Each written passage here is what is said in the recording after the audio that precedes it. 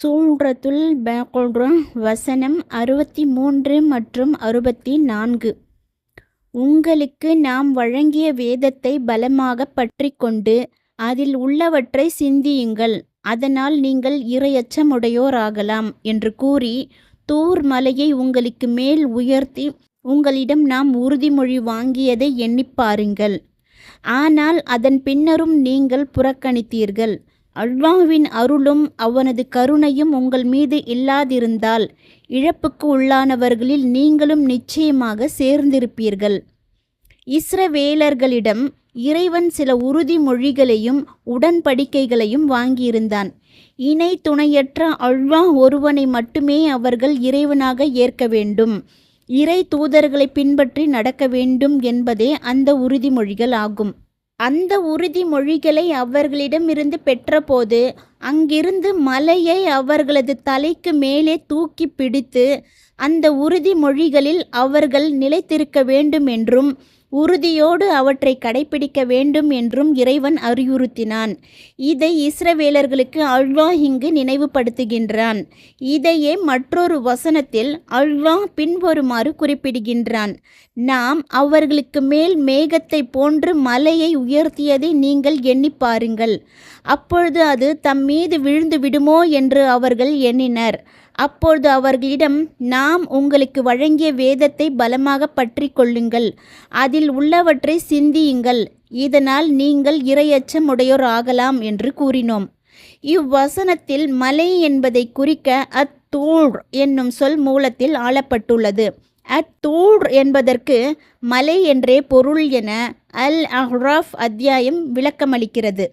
சுத்தி ரஹ்மத்துல்லாஹி அலைஹி அவர்கள் கூறியதாவது, இஸ்ரவேலர்கள் சிரவணக்கம் செய்வதற்கு மறுப்பு தெரிவித்த பொழுது அவர்கள் மீது விழுமாறு மலைக்கு அல்லாஹ் ஆணையிட்டான்.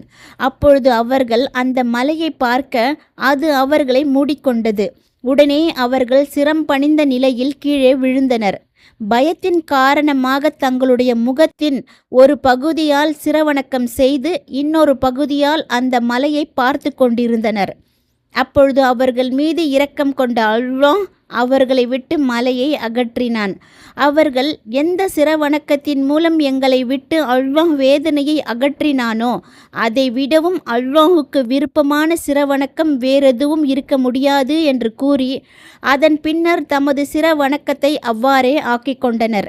இதையே அல்லாஹ் தூர்மலையை உங்களுக்கு மேல் நாம் உயர்த்தினோம் என்று குறிப்பிடுகின்றான்.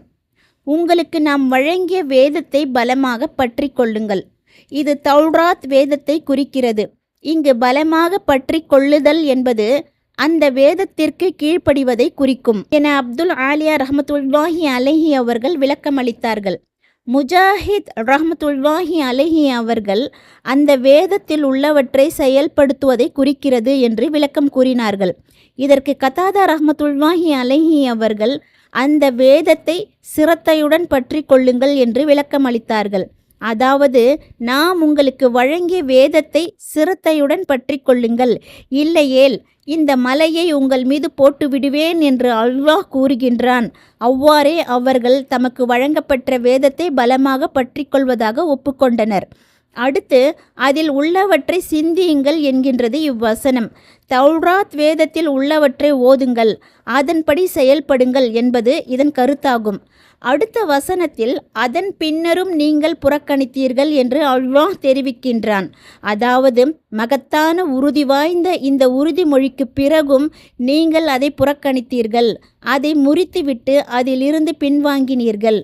அல்லாஹ்வின் அருளும் அவனது கருணையும் உங்கள் மீது இல்லாதிருந்தால் இழப்புக்குள்ளானவர்களில் நீங்களும் நிச்சயமாக சேர்ந்திருப்பீர்கள் என்கின்றது இவ்வசனம். அதாவது, உங்களின் பாவ மன்னிப்பு கோரிக்கையை ஏற்று நபிமார்களையும் இறை தூதர்களையும் உங்களுக்கு அனுப்பியதன் மூலம் அல்லாஹ்வின் அருளும் கருணையும் உங்கள் மீது இல்லாதிருந்தால் இந்த உறுதிமொழியை முறித்ததற்காக நீங்கள் இம்மையிலும் மறுமையிலும் இழப்புக்கு உள்ளாகி இருப்பீர்கள்.